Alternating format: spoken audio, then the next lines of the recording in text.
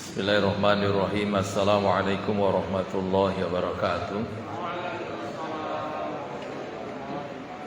Alhamdulillahilladzi hadana li hadza wa ma kunna linahtadiya laula an hadanallah.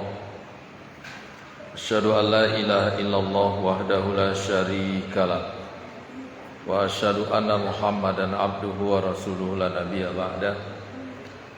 Wa shalli wa sallim wa barik ala Muhammad wa ala alihi wa sahbihi wa mawala, amma ba'd. Rabbi syrah li sadri wa yassir li amri wa hlul 'uqdatam min lisani yafqahu qawli. Amin ya rabbal alamin. Bapak Ibu, saudara-saudara jemaah yang dirahmati Allah Subhanahu wa taala, mari kita mulai kajian kita dengan menyampaikan syukur kepada Allah Subhanahu wa taala, memperbanyak puji-pujian kepadanya, kemudian memohon salawat dan salam ke atas Rasulullah Muhammad sallallahu alaihi wasallam. Jemaah dirahmati Allah, menjelang diciptakannya Adam alaihissalam, Allah Subhanahu wa taala mengumpulkan semua jin dan malaikat di surga. Kemudian Allah Subhanahu wa taala memberitahu rencana itu kepada para jin dan malaikat seperti disebutkan dalam surah Al-Baqarah ayat 30. Inni ja'ilun fil ardi khalifah. Kata Allah, aku hendak menjadikan di muka bumi seorang khalifah. Jemaah yang dirahmati Allah Subhanahu wa taala, ternyata sosok yang hendak dijadikan sebagai khalifah di muka bumi itu bukan berasal dari jenis jin, juga bukan dari jenis malaikat. Allah Subhanahu wa taala menghadirkan sosok baru, spesiesnya bernama Homo sapiens. Al-Quran menyebut nas, kita menyebutnya manusia. Dan sosok pertama dari spesies ini diberi nama Adam. Allah yang menamakan itu, Pak, Adam itu. Secara bahasa jemaah dirahmati Allah, Adam itu adalah lawan kata dari wujud. Jadi Allah bersifat wujud, manusia pertama yang diciptakan diberi nama Adam. Ini ada bahasannya panjang, tapi stressing point kita nggak di situ. Jemaah yang dirahmati Allah, kabar bahwa akan diciptakan satu sosok yang menjadi khalifah di muka bumi sudah didengar oleh semua jin dan malaikat. Tapi ternyata Adam, sang calon khalifah itu diciptakannya di surga. Padahal Allah bilang pada para malaikat, pada semua jin, aku hendak menjadikan di muka bumi seorang khalifah. Kenapa enggak langsung diciptakan di bumi aja? Kenapa malah diciptakannya di dalam surga? Jemaah yang dirahmati Allah Subhanahu wa taala, kalau kita boleh mentakwil, ternyata ada rahasia. Kenapa Adam itu, Pak, nggak langsung diciptakan di bumi? Kenapa dia diciptakan di surga? Bahwa tugasnya sebagai khalifah di bumi membawa misi besar. Apa misi besarnya? Menjadikan bumi ini sebagai surga. Itu misi khalifah itu, Pak. Membawa kehidupan surgawi itu ke bumi, menjadikan bumi sebagai surga kecil. Maka Adam harus punya pengalaman yang bersifat empirik. Bukan hanya sekedar teori, bukan hanya sekedar cakap-cakap, tapi dia betul-betul pernah tinggal di surga. Dia merasakan bagaimana nikmatnya tinggal di surga, bagaimana nyamannya tinggal di surga. Kehidupan model itulah yang harus dia bawa ke bumi. Gitu. Nah, jemaah yang dirahmati Allah, tanpa ada peristiwa buah terlarang itu pun Adam tetap harus turun ke bumi, karena memang rencana dari awal seperti itu.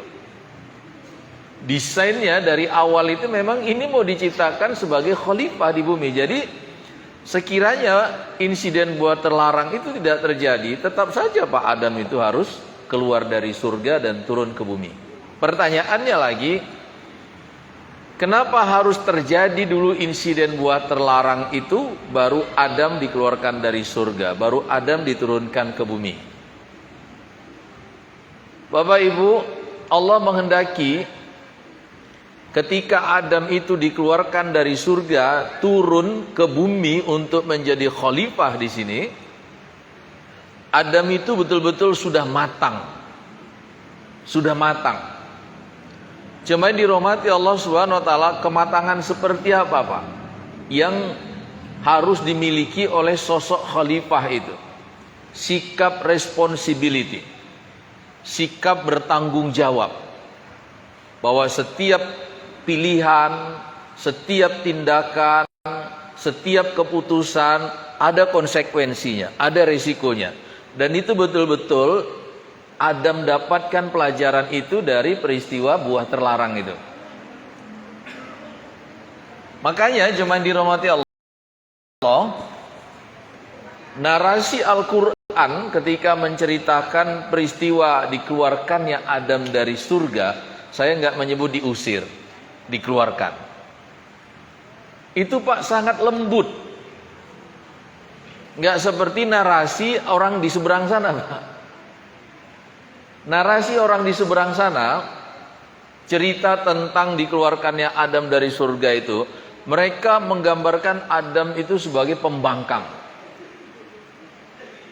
Sebagai pembangkang. Tapi Al-Quran nggak menyebut Adam pembangkang, Pak. Al-Quran menyebut fa'azallahumasyaitanu anha. Syaitan menggelincirkan mereka berdua. Nggak disebut pembangkang. Tapi di sana Pak, Adam disebut pembangkang. Lebih-lebih lagi Pak, bininya nih, gara-gara perempuan ini lah kira-kira gitu loh.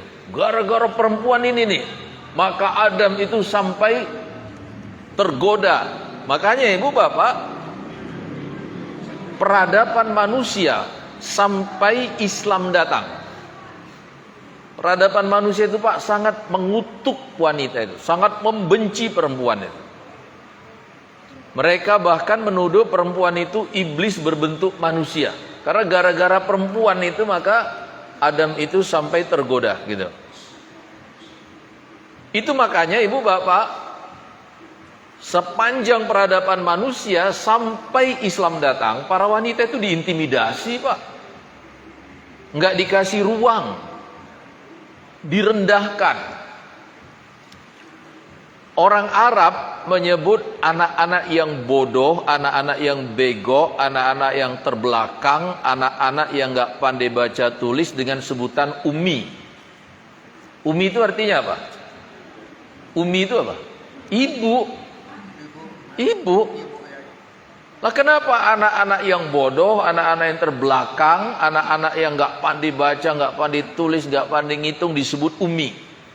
Begitulah cara mereka merendahkan perempuan itu. Segala sesuatu yang tak berkualitas itu Pak disandarkan kepada perempuan. Itu jahatnya peradaban manusia itu kepada perempuan. Menjelang Nabi datang Pak, masih sangat melekat itu tradisi mengubur anak perempuan hidup-hidup. Karena punya anak perempuan itu Ibu nggak ada kehormatan. Bayangkan Pak, kalau mau nikah aja itu anak perempuan, nggak mana macam sekarang Ibu, laki-laki merengek-rengek, dimohon kesediaan untuk rela menerima lajang kami ini menjadi bagian dari keluarga ini, ditanya maharnya berapa, ini itu. Kalau dulu Ibu, perempuan itu kalau siap menikah, mereka buat semacam bendera Pak di depan rumahnya itu sebagai tanda anak ini udah siap menikah. Maka pintu harus dibuka, dan setiap laki-laki bebas masuk untuk tidur dengan perempuan itu. Sampai perempuan itu hamil, nanti anaknya lahir, ditengok mukanya mirip dengan laki-laki yang mana, itu yang jadi suaminya. Makanya laki-laki, Bu, seorang ayah ketika lahir anak dari rahim istrinya itu adalah perempuan, itu macam bencana besar, Pak. Runtuh langit menimpa dia. Yang ingin dilakukan apa? Segera mengubur anak itu hidup-hidup. Dari mana muncul persepsi seperti ini, Pak? Narasi yang keliru ketika menggambarkan peristiwa dikeluarkannya Adam dari surga itu. Sampai manusia dendam betul sama perempuan itu. Dalam Islam enggak, Pak, enggak ada kemarahan, enggak ada kutukan, enggak ada laknat, enggak ada. Allah malah menyebut fa'azallahumasyaiton. Mereka berdua digelincirkan, Pak. Cuman tergelincir aja gitu. Di sebelah sana, Bapak Ibu, Adam itu dianggap pendosa. Bahkan dosanya dibawa ke bumi ini, diwariskan ke anak cucunya. Jahat nggak? Diwariskan ke anak cucunya. Sampai harus ada yang membebaskan kutukan itu. Salah seorang keturunannya, Pak, entah di level keberapa, itu harus mati dipaku di kayu. Hanya untuk menghentikan kutukan dari nenek moyangnya. Ini cerita apa ini kayak gini? Dalam Al-Quran enggak. Dalam Al-Quran enggak. Bapak Ibu, di Al-Baqarah ayat 38, ini ceritanya, Pak, insiden buah terlarang itu sudah terjadi. Sudah terjadi. Ya kan? Dan Adam sudah bersiap-siap, Pak, untuk dikeluarkan dari surga, diturunkan ke bumi. Tapi sebelum Adam dikeluarkan Allah dari surga, surah Al-Baqarah ayat 37 Allah berfirman, a'udzubillahi minasyaitonirrajim, fatalaqa Adamu min rabbih kalimatin fataba alaihi innahu huwat tawwabur rahim. Allah mengajarkan kepada Adam beberapa kalimat. Dengan kalimat itu diterima tobatnya. Sesungguhnya Allah Maha penerima tobat, lagi Maha penyayang. Jadi ceritanya, Pak, belum dikeluarkan ini, Adam melanggar larangan itu, bukan caci maki, Pak, yang datang dari Allah. Tapi Allah malah mengajarkan kepada Adam beberapa kalimat. Nggak apa-apa, Adam, nggak apa-apa. Gitu kira-kira itu. Namanya juga tergelincir. Nggak apa-apa. Nah, ini aku ajarkan kalimat ini. Kalau kau baca ini, maka taubatmu diterima, kesalahanmu dimaafkan. Para ulama sepakat, Pak, kalimatnya itu adalah Rabbana zalamna anfusana wa illam taghfir lana wa tarhamna lanakunanna minal khosirin. Itu kalimatnya. Ya kan? Itu dibaca oleh Adam, Pak. Belum lagi dikeluarkan dari surga. Masih dalam surga, dibaca oleh Adam, fataba alaih, tobatnya diterima, kesalahannya dimaafkan. Maka belum tentu juga, Pak, Adam itu dikeluarkan dari surga itu sebagai punishment, sebagai hukuman. Belum tentu juga. Orang memang dia harus keluar. Udah dimaafkan. Sesudah dimaafkan, ayat 38-nya baru Allah lanjutkan, qulna bitu minha jami'a. Sekarang keluarlah kalian berdua. Udah dimaafin. Sekarang keluarlah kalian berdua.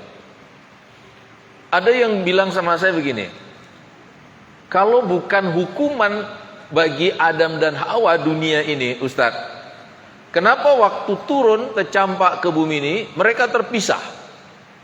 Adam, Pak, di India, di Gunung Himalaya sana. Hawa di Jeddah, di Hijaz. Apa itu bukan hukuman? Saya bilang bukan. Bukan. Kalau bukan hukuman, kenapa Adam harus mendapat kesulitan yang begitu besar? Adam, Pak, baru saja dipindahkan dari surga ke bumi ini. Bumi ini adalah sebuah planet yang memang isinya tragedi melulu.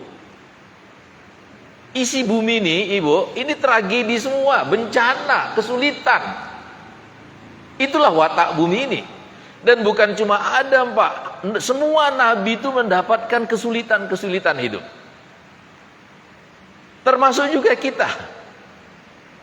Kita mau berharap apa, Pak, dengan bumi ini? Orang memang ini planet tempatnya malapetaka, tempatnya bencana, tempatnya tragedi. Mau gimana lagi? Ya kan? Saya sering bilang, Ibu Bapak, saya punya anak 3 yang hidup. Yang 2 itu berkebutuhan khusus, autis. Kenapa harus begitu, Pak? Kenapa nggak dikasih mudah saja? Kenapa nggak dikasih anak-anak yang sehat, anak-anak yang normal, anak-anak yang sempurna? Inilah dunia ini, Pak. Di sini semuanya sulit. Maka kita harus melewati ini, harus menjalani ini. Nanti, Pak, di surga, insya Allah, anak-anak yang kita anggap sebagai ujian di dunia ini, anak-anak yang kita anggap sebagai beban, kesulitan di dunia ini, itu nanti jadi kebanggaan kita di akhirat, insya Allah. Jadi Adam itu, Pak, terpisah, belum tentu itu hukuman. Tapi memang inilah watak dunia ini. Allah langsung tunjukkan sama Adam, inilah dunia. Gitu. Jadi jemaah yang dirahmati Allah Subhanahu wa taala, Adam alaihissalam itu memang didesain, Pak, untuk menjadi khalifah di bumi ini. Kenapa diciptakannya di surga? Dia harus punya pengalaman empirik untuk menghadirkan kehidupan surgawi itu ke bumi ini. Misinya itu, Pak, membuat bumi ini menjadi surga kecil, mencontoh surga yang pernah dia berdiam di sana itu, gitu. Saya sebut surga kecil karena tak mungkin sesempurna itu. Dan tugas ini, jemaah yang dirahmati Allah, bersifat simultan, turun temurun. Habis Adam anaknya, habis anaknya cucunya, habis cucunya cicitnya, sampai ke kita sekarang, Pak. Itulah tugas kekhalifahan kita. Sampai sekarang. Apa tugas kekhalifahan kita? Menjadikan bumi ini menjadi surga kecil. Itu tugas kekhalifahan kita. Nah sekarang Bapak Ibu, pertanyaannya, apa benda yang harus dibawa dari surga sana ke bumi ini sebagai prasyarat hadirnya kehidupan surgawi di sini? Apa bendanya? Untuk membuat bumi ini, Pak, seolah-olah seperti surga, apa benda dari surga sana yang harus dibawa ke sini? Keadilan. Keadilan.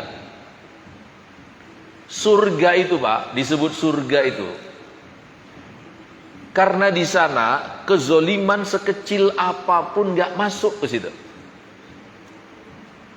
Yang ada adalah keadilan Allah Subhanahu wa taala.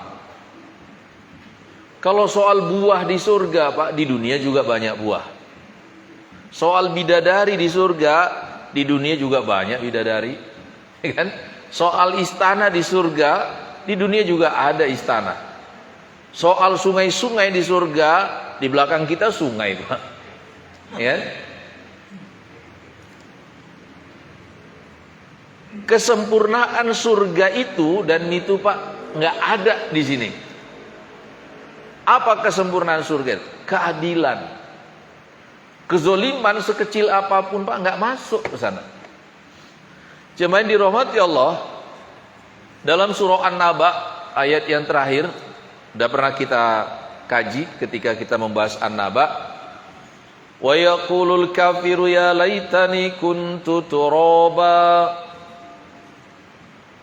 Dan orang-orang yang ingkar, orang-orang yang zalim, para pembangkang, para pendosa, mereka mengatakan, alangkah baiknya kalau kami jadi tanah saja.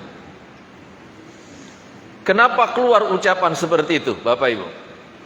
Karena ternyata pada hari kiamat itu, keadilan itu ditegakkan bukan hanya kepada manusia dan juga jin, tapi juga kepada binatang-binatang, hewan-hewan. Bapak Ibu, kehidupan hewaniah itu sangat-sangat jauh dari unsur keadilan, Pak. Di hutan itu siapa yang kuat, dia yang menang. Saya bahkan senang Pak nengok acara hewan-hewan di TV itu, Discovery itu, di YouTube itu. Itu ada 5 ekor singa Pak, berburu 1 ekor kerbau. Kerbaunya itu masih hidup, udah dikunyah singa-singa itu, hatinya, jantungnya, lambungnya, kerbaunya masih hidup. Mengeluh kesakitan, wow, tapi ini singa-singa ini sibuk itu Pak, ngorek-ngorek isi perut itu. Kan gak adil ini yang seperti ini. Kapan singa-singa itu dapat balasan dari kerbau yang dimangsanya itu? Kalau di dunia ini ya gak mungkin. Gak mungkin kan? Bapak Ibu, harimau menerkam rusa, tapi rusa nggak pernah menerkam harimau. Ular mematuk kata, tapi kata nggak pernah mematuk ular. Serigala mencabik-cabik domba, tapi domba nggak pernah mencabik-cabik serigala. Kapan keadilan itu akan tegak? Di dunia ya nggak mungkin Pak. Itu memang hukum hutan, itu namanya hukum rimba. Ternyata zaman dirahmati Allah, pada hari kiamat hewan-hewan ini Pak akan dihisap, ditegakkan keadilan atas mereka. Maka singa-singa itu, semua kerbau yang pernah dia kunyah dagingnya Pak di dunia ini, semuanya membalas. Harimau itu berapa banyak rusa yang dia terkam di dunia, semuanya membalas. Semuanya. Tapi begitu pembalasan itu setimpal, impas, hewan-hewan ini tiba-tiba menjadi tanah dan lenyap. Jadi apple to apple Pak, betul-betul sebanding. Selesai.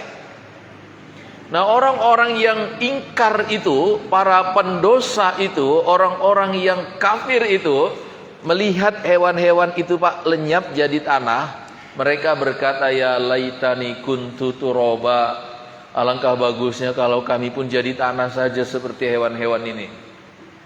Dibalaslah nggak apa-apa. Tapi setelah balasannya selesai, maunya kami jadi tanah saja, gitu. Nggak bisa. Kenapa Pak? Harimau menerkam, serigala mencabik, ular mematuk. Kezoliman mereka itu tegak di atas insting, di atas naluri. Memang begitulah instingnya, begitulah nalurinya. Mereka nggak bisa memilih yang lain. Tapi manusia berbuat maksiat itu atas dasar pilihan. Itu atas dasar pilihan. Belum bisa kita pastikan Pak, siapa gerombolan yang membantai Laskar FPI 6 orang di kilometer 50 itu. Belum bisa kita pastikan. Walaupun ceritanya di media boleh jadi itu yang membantai si Brigadir Joshua itu. Kabarnya begitu. Tapi belum bisa dipastikan. Tapi jemaah dirahmati Allah, membunuh 6 orang Laskar FPI itu adalah pilihan. Kalau mereka memilih untuk tidak membunuh, nggak terbunuh itu. Tapi mereka memilih untuk membunuh. Gitu kan? Ferdi Sambo itu Pak menghabisi si Joshua itu pilihan. Kalau dia memilih nggak menghabisi si Joshua, ya nggak mati si Joshua itu. Beda dengan binatang-binatang tadi. Binatang-binatang tadi Pak nggak punya pilihan. Memang itulah hidup mereka, gitu. Maka kalaupun hisab ditegakkan, keadilan ditegakkan, ketika udah impas selesai, mereka jadi tanah. Tapi manusia nggak bisa begitu. Manusia nggak bisa begitu, ya kan? Nah jemaah yang dirahmati Allah, kehidupan surgawi itu, jemaah yang dirahmati Allah, kezoliman para pendosa itu nggak nyampe ke sana Pak. Di proses hisab, di proses mizan, sampai di proses sirat, udah selesai semua ini para penzolim ini. Maka dalam surga itu yang ada adalah keadilan. Dan benda itulah yang harus dibawa ke sini. Di dunia ini, Ibu, Bapak, kalau keadilan itu bisa ditegakkan, dunia ini macam surga rasanya. keadilan. Ya. Jemaah yang dirahmati Allah, kata Nabi, yang kustu Isa fi ummati hakaman adlan. Isa akan menetap di tengah umatku. Nabi Isa itu Pak 7 tahun lamanya tinggal di bumi ini, memimpin dunia. Selain beliau sebagai seorang penguasa yang memimpin dunia, beliau juga bertindak sebagai hakim yang sangat adil. Saking adilnya Nabi Isa itu, kata Rasulullah, 7 tahun beliau memerintah di bumi ini, nggak akan dapat kita Pak nengok 2 orang yang bertengkar. Nggak dapat. Karena keadilan pemimpin itu membuat hati kita lembut, membuat jiwa kita lunak, membuat dada kita penuh keridhaan. Nggak mau orang bertengkar-tengkar Pak. Kalau kita naik kendaraan melintas balita, kita lindes krek mati di tempat, minta maaf saja sama orang tuanya. Kata orang tuanya, kami memaafkan, karena kemarahan kami tidak akan mengembalikan anak kami. Mudah-mudahan musibah ini menjadi penghapus dosa bagi keluarga kami. Pada waktu itu Pak, jaksa, hakim, polisi dipensiunkan. Pengadilan tutup. Senjata-senjata digudangkan. Itu keadilan Nabi Isa. Kalau kita hidup Pak di zaman itu, apa enggak macam hidup di surga rasanya? Ya kan? Macam di surga rasanya. Iya. Jemaah yang dirahmati Allah, keadilan Umar bin Abdul Aziz Pak, rahimahullahu anhu. Keadilan Umar bin Abdul Aziz membuat binatang buas malu menunjukkan kebuasannya. Jadi ada seorang laki-laki tua bersama anaknya remaja berteduh di sebuah gua Pak, di bebatuan di padang pasir itu, sambil mengamati kambing-kambing mereka yang sedang minum di sebuah oase di tengah padang pasir itu. Nah tiba-tiba ada seekor serigala mendekat dan minum di oase yang sama, bersebelahan dengan kambing-kambing mereka, tapi kambingnya nggak mau nerkam, serigalanya nggak mau menerkam. Laki-laki itu ini tersenyum kemudian mengatakan kepada anaknya, berkah Allah atas Khalifah Umar bin Abdul Aziz, karena keadilannya serigala tak mau menerkam domba. Malu Pak serigala itu menunjukkan kebuasannya di saat Khalifah Umar bin Abdul Aziz berkuasa. Malu. Hewan-hewan buas waktu itu memilih binatang-binatang yang sudah mati. Itu yang mereka makan. Tiba-tiba serigala ini menyeringai, menunjukkan taringnya, dan langsung menerkam domba yang ada di sebelahnya. Laki-laki tua ini Pak berteriak dalam gua itu, inna lillahi wa inna ilaihi raji'un. Kata anaknya, siapa yang wafat ayah? Kata laki-laki itu, Khalifah Umar wafat nak. Dari mana ayah tahu? Sedari tadi kita berdua dalam gua ini, tidak ada orang yang melintas yang membawa kabar. Dari mana ayah tahu?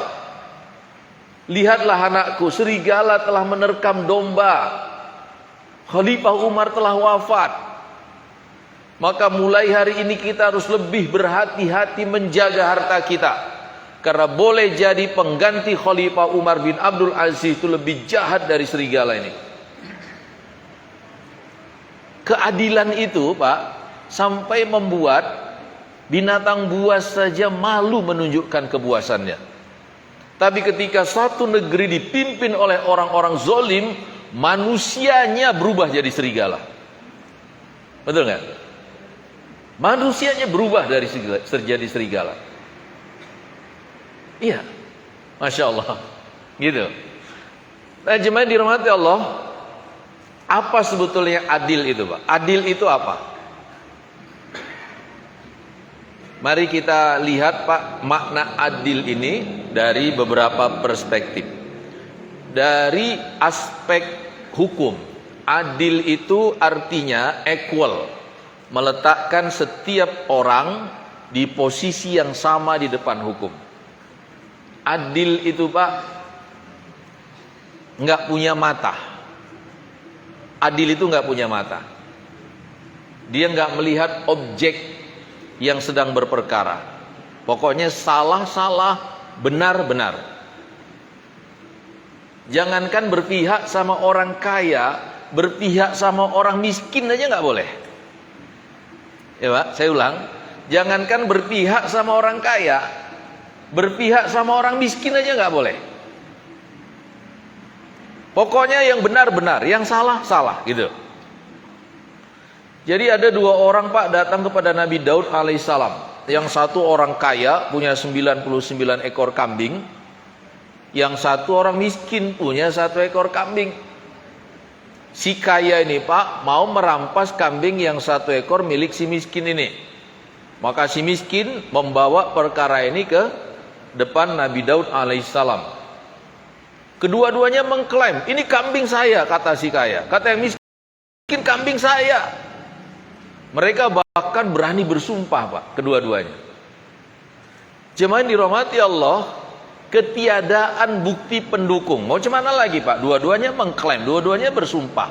Ketiadaan bukti pendukung membuat Nabi Daud alaihissalam memutuskan perkara berdasarkan hati nuraninya.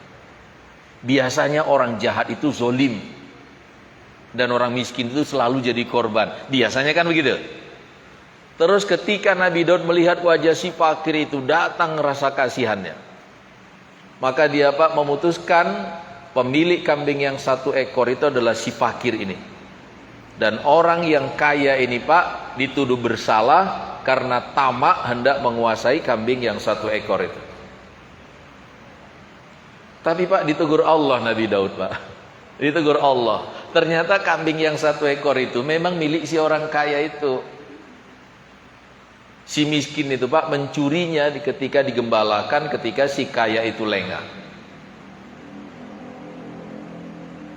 Berpihak bahkan sama yang miskin aja nggak boleh. Masalahnya Pak, kalau nggak ditegur Allah, nggak dikasih tahu Allah, Nabi Daud membuat keputusan yang salah.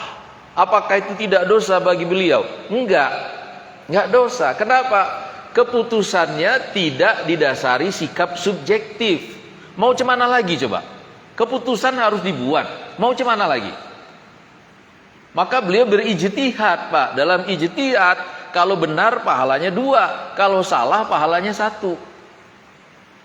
Yang nggak boleh itu putusannya itu berdiri di atas sikap subjektivitas. Apa subjektivitas Pak? Lagi ada 2 orang yang berperkara, tapi tahu-tahu Pak salah satunya Pak ngajak hakimnya makan ayam penyet. Itu nggak mungkin objektif. Udah itu Pak pulang, grabnya dibayarin. Itu nggak mungkin objektif. Bahkan sekarang Pak bukan cuma ngasih ayam penyet, rumah dibelikan, mobil dibelikan. Tinggal dia cari pembenaran. Ayat-ayat bisa dia belok-belokkan. Ini bajingan ini yang kayak gini.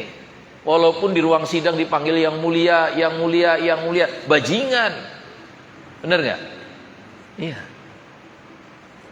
Nabi Daud Pak, walaupun keputusannya keliru, sekiranya kita ada di tempat itu waktu itu, kira-kira apa yang harus diputuskan Nabi Daud kalau bukan itu? Ya kan? Tapi ternyata di depan hukum, salah tetap salah, benar tetap benar. Maka Allah meluruskan keputusan beliau itu. Itulah hukum. Ya kan? Jemaah yang dirahmati Allah, seorang perempuan dari Bani Makhzum Pak mencuri. Bani Makhzum ini Pak suku yang berpengaruh karena mereka kaya-kaya, punya banyak karyawan, banyak budak, banyak pengikut gitu. Mencuri ini Pak, salah satu gadis dari Bani Makhzum, kata Rasulullah potong tangannya. Karena mereka suku terpandang Pak, mereka berusaha melobi Nabi. Melalui siapa? Cucu angkat Nabi namanya Usama bin Zaid. Minta supaya hukumannya dilonggarkan. Selain memohon keringanan, mereka juga menyampaikan ultimatum. Kalau Nabi tetap potong tangan gadis itu, kami Bani Makhzum akan murtad dan ribuan orang akan ikut kami. Gitu. Ketika itu disampaikan kepada Nabi, Pak, apa jawaban Rasulullah? Ini hadis yang sangat populer. Kata Nabi, innama halakal ladzina min qablikum kana idza syaraka fihimus syarif tarakahu wa idza syaraka fihimud dhaif yuqimu alaihil had. Kata Nabi kepada cucu angkatnya, wahai Usamah cucuku, sesungguhnya yang menghancurkan bangsa-bangsa sebelum kita adalah manakala ada kaum elit, hartawan, bangsawan, orang yang punya akses kepada kekuasaan, mereka mencuri, tarokahu, mereka dilepas, dibiarkan, dibebaskan. Wa idza syaraka fihim wa idza syaraka fihimud dhaif. Tapi kalau yang mencuri kaum duafa, yang nggak sanggup bayar kontrakan, yang listriknya udah diputus PLN, yang uang sekolah anaknya nunggak 6 bulan, yang bininya nggak bisa keluar dari rumah sakit karena nggak bisa nebus. Kalau yang kayak gini yang mencuri, yuqimu alaihil had, hukum langsung ditegakkan atas mereka. Yang ngeri lagi, Pak, kadang nggak sampai ke pengadilan, Pak, disiram bensin, dibakar hidup-hidup. Kata Nabi, bangsa sebelum kita hancur karena situasi seperti ini. Hari ini, Pak, di negeri kita terjadi nggak yang kayak gini? Ya, sikit lagi lenyap ini, Pak, negeri kita ini. Hilang sikit lagi negeri kita. Ya kan? Ya. Kalau nengok rentetan kasus Ferdi Sambo ini, Pak, masih percaya nggak ada keadilan di sini? Ada. Sikit lagi lenyap, Pak, negeri ini. Iya, karena nggak ada keadilan, gitu. Itu adil dari aspek hukum, artinya equal. Semua orang diposisikan sama.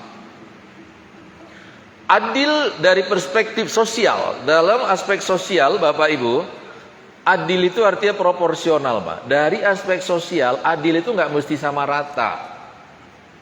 Misalnya, Pak, anak kita kuliah, dikasih uang jajan 50.000. Anak kita yang SD 5.000 aja cukup. Terus yang anak kita yang SD protes, ayah nggak adil, abang 50.000, aku 5.000. Itu adil. Adil, Pak. Karena dalam aspek sosial, adil itu nggak mesti sama rata, tapi adil itu adalah proporsional, gitu. Nggak mesti sama, Pak, nggak mesti sama gaji security di Pertamina dengan gaji si Ahok yang komisaris utama itu, nggak mesti sama. Tapi kalaupun nggak sama, ya proporsional, yang pantas-pantas saja. Ini, Pak, security itu gajinya 3 juta. Tapi Ahok tuh, Pak, disebut-sebut di media gajinya 3 miliar. Itu media yang ngomong ya, bukan saya. Dan gak ada bantahan. Ini gila ini, Pak. 1000 kali lipat. Gaji gitu besar, bangkrut juga Pertaminanya. Ya kan? Gak mesti sama, Pak, gaji tukang sapu jalan dengan gaji presiden. Ya gak mesti sama. Tapi paling tidak proporsional. Kalau tukang sapu jalan gajinya 450.000, presidennya, Pak, sampai nggak tahu dia berapa gajinya itu. Coba tanya, gaji Bapak berapa? Nggak tahu dia itu. Bukan ngitung-ngitung lagi tuh, Pak, gajinya itu. Berapa dia mau bisa. Ini nggak adil. Nggak adil. Jemaah yang saya muliakan dan dirahmati oleh Allah Subhanahu wa taala, yang paling penting dari aspek sosial, keadilan itu adalah proporsional. Kalau security-nya 3 juta, komisaris utamanya 100 juta, nggak apa-apa, Pak. Bahkan 200 juta juga nggak apa-apa. Tapi kalau betul yang dibilang media itu sampai 3 miliar, apa nggak zolim itu namanya? Ya kan? Apa nggak zolim itu namanya? Iya. Nah, Ibu Bapak jemaah yang dirahmati Allah, yang ketiga, adil dalam perspektif syariat. Dari aspek syariat, apa adil itu, Pak?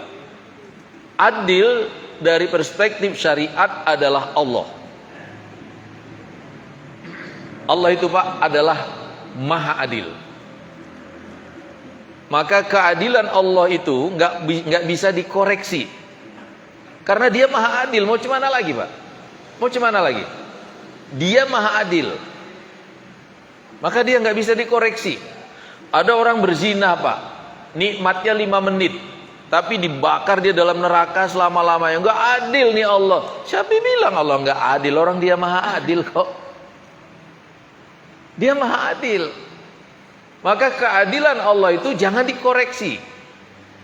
Nggak mungkin ada sesuatu yang datang dari Allah berupa kezoliman, karena dia maha adil. Gitu. Pak, ada laki-laki mati, bininya dapat 1/8 harta, anak-anaknya dapat 2/3. Kan aneh nih. Yang pertama kali mendampingi laki-laki itu bininya. Jungkir balik, jatuh bangun, itu berdua mereka itu. Kadang-kadang bininya pun ikut mencari. Tapi mati Pak laki ya, dia cuma dapat 1/8, anak-anaknya 2/3. Nggak adil ini. Jangan bilang nggak adil, itu adalah hukumnya Allah. Sesuatu yang datang dari yang maha adil, mana mungkin itu kezoliman. Ya kan?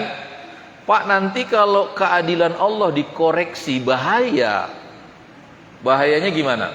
Misalnya gini Pak, saya punya tetangga, kami Pak tek-tekan seorang 25.000, beli 1 ekor ayam harganya 50.000. Terus Pak, kami masak bareng-bareng nih ayamnya nih. Udah matang, kami belah 2 ayam nih, persis belah 2. Separuh untuk saya, separuh untuk tetangga saya. Adil nggak nih? Adil. Betul kan? Adil untuk saya dan untuk tetangga saya, ini adil. Tapi untuk ayamnya Pak, adil nggak tuh? Untuk si ayam yang disembelih, yang darahnya ditumpahkan, yang isi perutnya dikeluarkan, yang ususnya dikelebetin, yang dagingnya dicincang, untuk si ayamnya itu adil nggak? Adil nggak tuh? Nggak adil. Tapi kalau Allah bilang itu halal, itu adil, udah nikmatin aja. Ya kan? Makanya jangan dikoreksi keadilan Allah, nanti bahaya kita. Cemana kita mau bersikap adil Pak dalam kasus ayam yang kita belah 2 tadi coba? Sama saya adil, sama tetangga saya adil, sama ayamnya itu adil nggak dong? Nggak adil. Tapi kalau Allah bilang halal, itu adil, udah nikmatin aja. Memangnya adil Pak, kita lahir sampai kita mati, kita bernapas dengan oksigennya Allah, nggak pernah bayar sepeser pun, itu adil nggak itu? Tapi kalau Allah bilang hirup, itu halal buat kalian, udah itu adil. Makanya jangan dikoreksi keadilan Allah itu. Ya. Dan ibu bapak jemaah dirahmati Allah, hukum yang paling adil dari segala hukum adalah hukumnya yang maha adil, yaitu hukumnya Allah Subhanahu wa ta'ala. Gitu. Nah, jemaah dirahmati Allah, hari ini keadilan itu Pak hilang. Keadilan itu jadi barang langka. Itu yang membuat nggak juga hadir surga di sini. Betul kan? Nggak juga hadir Pak surga, nggak juga hadir tuh surga di sini. Dunia ini Pak belakangan ini malah macam neraka rasanya. Kekacauan demi kekacauan, kekacauan demi kekacauan. Itu kan? Cuma dirahmati Allah, mana yang lebih dulu Pak? Adil atau makmur? Adil dulu. PKS itu Pak, nggak pakai S pun udah cukup itu, partai keadilan. Nggak usah pakai S pun nggak apa-apa itu. Karena kalau udah adil, sejahteranya ikut belakangan. Ya kan? Iya. Konsep keadilan Allah itu begini, Bapak Ibu. Rezeki itu ditebar Allah di seluruh permukaan bumi. Maka di padang pasir, di balik lembah, di atas gunung, di dasar laut, di mana-mana ada rezeki itu. Dan dimanapun kita hidup Pak, kita berhak makmur di situ. Yang jadi masalah, Ada orang-orang yang zolim, mengambil terlalu banyak, tidak menyisakan untuk orang lain. Itu yang membuat kemakmuran hilang di satu negeri. Betul nggak? Zimbabwe di Afrika itu Pak, negara miskin, luar biasa miskin. Presidennya hartanya triliunan. Sri Lanka yang baru bangkrut itu Pak, presidennya hartanya triliunan. Di sini Pak, katanya orang miskin itu ada 21.158.000 orang. Apa kriteria miskin? Orang yang penghasilannya satu bulan di bawah 480.000. Itu miskin. Jadi kalau orang yang penghasilan 481 udah nggak dibilang miskin lagi. 480.000 satu bulan berarti satu hari berapa itu? 16.000. Orang yang satu hari penghasilan 16.000 Pak, ada 20 juta orang lebih.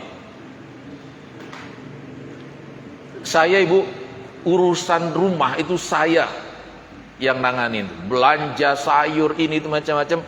Istri saya tuh Pak macam ratu aja di rumah. Saya beli beras tuh Pak, sekilo tuh 12.000.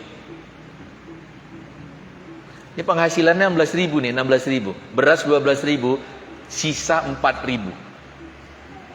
Kira-kira mau diapain lah Pak beras itu dengan duit 4.000 itu? Mau diapain? Rumah sakit KIS gratis. Iya, mau berangkat naik angkot, nggak ada ongkosnya. Di rumah sakit, yang sakit Pak ada jatah makan dari rumah sakit gratis. Tapi yang nunggu, nasi kan harus beli. Saya dengan 3 anak Pak, hampir nggak pernah nggak tembus 100 itu. Tadi kesini saya hitung-hitung belanja saya, udah 200 lebih hari ini. Bukan orang kaya Pak, bukan orang kaya. Yang listrik lah, yang inilah, yang itulah, yang apalah macam-macam. Ya kan? Saya bilang sama istri, "Dek, yuk kita ikat pinggang kita." Enggak juga ya, tetap aja tembus juga segitu. Semana lagi? Oh, memang enggak bisa enggak? Ya kan? Enggak bisa enggak? Mereka Pak tega-teganya bikin angka orang yang penghasilannya 481.000 itu enggak disebut miskin lagi. Sementara penghasilan mereka, jemaah dirahmati Allah, Masya Allah. Itu si Said Abdullah itu Pak, yang mengusulkan di DPR RI supaya listrik 450 ampere milik keluarga miskin itu dihapus, naikkan ke 900. Ternyata Pak kemana-mana naik jet pribadi. Kemana-mana naik jet pribadi. Biar aja, ini nanti sebarkan aja nih ceramahnya. Saya udah geram. Iya. Yang saya sampaikan ini fakta. Ini fakta. Jemaah dirahmati Allah. Kenapa manusia bisa begitu jauh orientasi hidupnya? Yang didesain Allah hadir di sini sebagai khalifah, menghadirkan surga bagi kehidupan, malah mereka jadi pengikut-pengikut iblis, menciptakan neraka-neraka baru bagi orang lain. Masya Allah. Gitu kan? BBM. Apa Pak BBM ini? Gini, cuman dirahmati Allah. Kata Nabi, manusia itu Ibu berserikat dalam 3 hal. Yang pertama Pak, api. Yang kedua air. Dan yang ketiga rumput. Ini hak dasar tiap-tiap warga negara. Mereka berhak mendapatkan 3 benda ini dengan gratis, atau kalaupun tidak gratis tapi dengan harga murah. Maka 3 produk ini nggak boleh dikelola oleh swasta, harus negara yang mengelola. Pak, apa api itu? Api itu sumber energi, listrik, BBM, gas. Jangankan Pertalite 10.000 Pak, 200.000 pun dijual orang tua, wajib kita beli itu. Jadi kalau nggak dibeli gimana? Ya kan? Iya. Kalau nggak dibeli gimana? Air, Pak, air. Jangankan 1 meter 4.000, 500.000 pun 1 meter harus kita beli. Kalau nggak dibeli mau gimana? Maka 3 produk ini nggak boleh dikelola oleh swasta. Negara yang harus mengelolanya. Kasih gratis sama rakyat. Kalaupun nggak gratis harus bayar. Tapi nggak boleh pemerintah berdagang kepada rakyatnya. Nggak boleh. Kalaupun mau diambil biaya operasional. Ngalirkan air dari sungai sampai ke rumah kita itu berapa biayanya? Itu yang boleh diambil. Jangan berdagang sama rakyat. Pak, Pertalite katanya Pak disubsidi, harganya 10.000.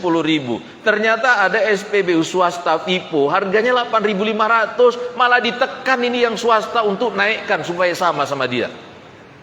Masya Allah. Apa ini kalau nggak zolim namanya? Ya kan? Apa kalau nggak zolim? Nah, jemaah yang dirahmati Allah, keadilan itu adalah hak kita. Itu kebutuhan dasar kita. Ya. Tapi saya ingin sampaikan, keadilan itu Pak nggak bisa ditunggu. Keadilan itu harus dituntut. Jangan berharap Pak mereka sukarela akan memberikan keadilan untuk kita. Karena sekarang aja pun mereka sudah menyusun rencana untuk melanggengkan kezoliman mereka itu. Maka keadilan itu harus dituntut. Ayo keluar. Turun ke jalan. Besok Jakarta Pak ada demo gede-gedean tuh besok. Di Medan pun kita buat. Besok di kantor wali kota habis Jumat. Ayo turun, keluar. Karena saya ulangin lagi, keadilan itu Pak nggak bisa ditunggu. Keadilan itu harus dituntut. Jangan ribut di medsos, nggak ada gunanya. Bertengkar pula laki bini. Bukan lakinya yang menetapkan harga minyak itu Pak. Ngapain bertengkar laki bini? Ayo keluar, kita tuntut keadilan itu. Gitu kan?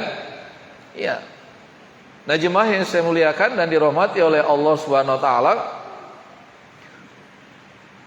kalau selesai tugas kekhalifahan kita Pak, menghadirkan kehidupan surgawi di sini, maka kitalah yang berhak atas surga yang besar itu. Rumusnya begitu. Kalau kita berhasil menghadirkan kehidupan surgawi di bumi ini, maka kitalah yang berhak atas surga yang besar itu. Adam Pak pernah diciptakan di situ. Kemudian dia dikeluarkan. Tapi dia sudah menyelesaikan tugasnya, insya Allah dia kembali dengan jaminan Allah Subhanahu wa taala. Kita Pak memang tidak diciptakan di sana. Tapi paling tidak kita punya peluang untuk masuk ke sana. Caranya gimana? Ayo menjadi bagian dari barisan orang-orang yang menegakkan keadilan. Kunu qawwamina lillah syuhada'a bil qist. Tegaklah kalian berdiri karena Allah, menjadi saksi, menjadi bagian dari tegaknya keadilan itu. Mudah-mudahan bermanfaat. Mari sama-sama kita berserah kepada Allah Subhanahu wa taala. Enggak usah tanya-tanya lagi. Ya. Pokoknya besok ayo sama-sama. Saya juga di sana besok, ya. Kita tutup dengan doa. Alhamdulillahirabbil alamin wassalatu wassalamu ala asyrafil anbiya'i wal mursalin wa ala alihi wassahbihi ajma'in. Allahumma ighfir lana wa li walidina warhamhum kama rabbawna shighara wa li ikhwanina wa auladina li azwajina li ajdadina wa li jami'il muslimin wal muslimat wal mu'minin wal mu'minat bi rahmatika ya arhamar rahimin. Allahumma ihdinas siratal mustaqim siratal ladzina an'amta 'alaihim ghairil maghdubi 'alaihim waladdallin. Amin. Allahumma arinal haqqa haqqan warzuqna ittiba'ah wa arinal batila batilan warzuqna ijtinabah. Rabbana atina fid dunya hasanah wa fil akhirati hasanah wa qina adzabannar. Wa sallallahu ala Muhammad wa ala alihi wa ashabil akhyar wa sallama tasliman katsira walhamdulillahi rabbil alamin. Subhanakallahumma bihamdika asyhadu an la ilaha illa anta astaghfiruka wa atubu ilaik. Wassalamualaikum warahmatullahi wabarakatuh.